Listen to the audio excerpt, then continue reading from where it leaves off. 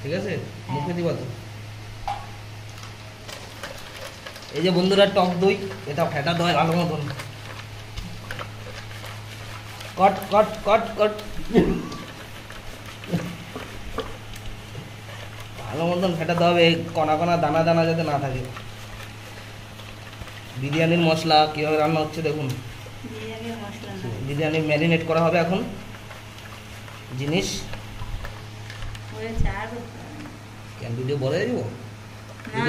দরকার হলে পুষ্কে রাখবি, ঠিক নাহলে বন্ধ করে দিবি।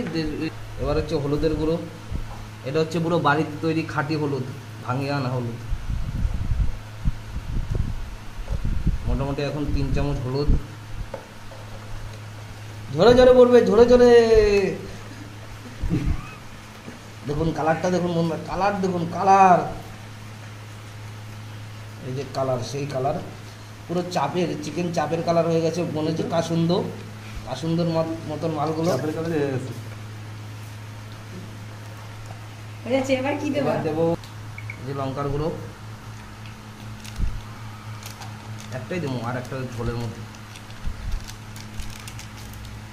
এটা পুরো জম্মু কাশ্মীরের কিসের মাল আমি নিচ্ছি, সানরাইজ।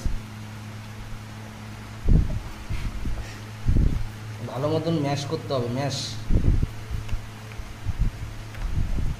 তো হয়ে গেছে ম্যাশ। এবার দেবো যে সানরাইজের কাচ্চিঘানি। খোল মালটা, খোল, বুঝতে পারছ তো? কাচ্চিঘানি